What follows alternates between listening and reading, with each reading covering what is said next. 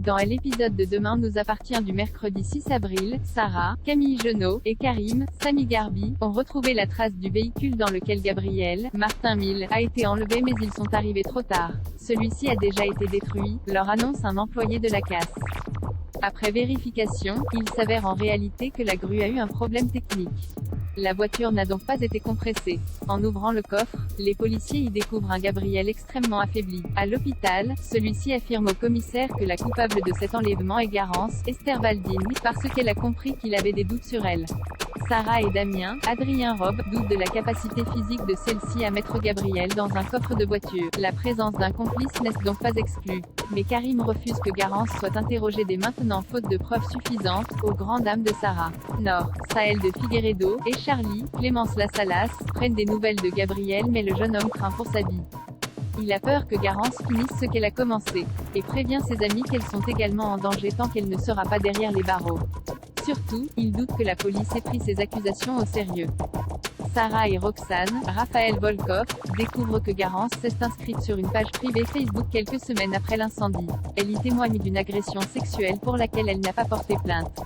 Leur théorie est donc que Garance a quitté la soirée plus tôt et tombé dans un couloir sur Romain Melville, Enzo Bianciotto, qui l'a agressé et qu'elle l'a tué par accident ou légitime défense. Elle a peut-être également demandé de l'aide à l'une de ses camarades, qui serait encore son complice, pour enterrer le corps.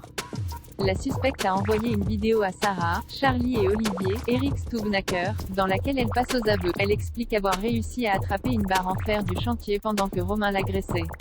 Elle l'a frappé au visage et il est tombé par terre, mort sur le coup. Elle a ensuite tiré son corps jusqu'à la cave du lycée pour l'y enterrer, puis elle a attendu la fin de la soirée pour mettre le feu au lycée. Et lorsqu'Alizée, Fanny River, a débarqué à 7, elle a paniqué et s'est débarrassée d'elle. Elle avoue également avoir agressé Chloé, Ingrid Chauvin, et s'en être pris à Gabriel. Néanmoins, elle sait qu'elle ne supportera pas la prison et préfère donc en finir. Son père se précipite donc à l'hôpital et prévient la police.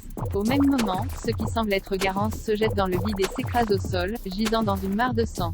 Un personnage de Demain nous appartient fait son grand retour à 7. Les présentations officielles entre Stanislas, Yannick Laurent, et Camille, Elisa et Zédine, se sont déroulées à merveille.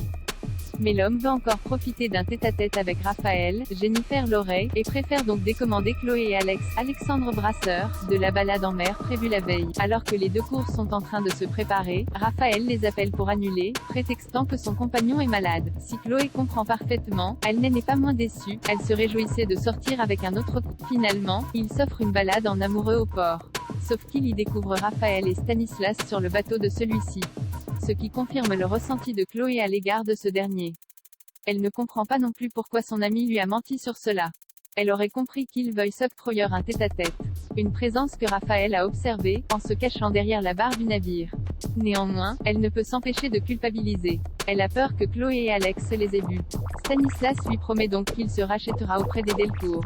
Kelkoun a demandé à voir Bénédicte, Honorine Magnier, et William, Kamel Belghazi, à l'hôpital. C'est leur mère Brigitte, Catherine Jacob, qui est de retour à 7, puisqu'elle souhaite passer davantage de temps avec ses petits-enfants. Mais sa présence ne semble guère enchanter ses enfants. D'autant qu'ils ont mis en location la maison de leurs parents durant leur absence.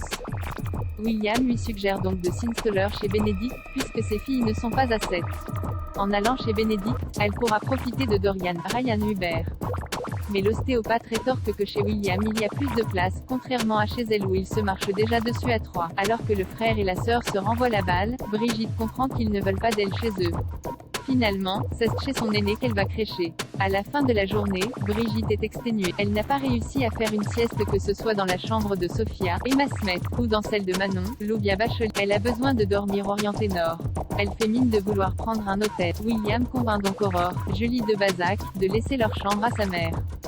Au cours d'un chaleureux dîner en famille, Brigitte leur révèle avoir quitté Régis, Francis Perrin.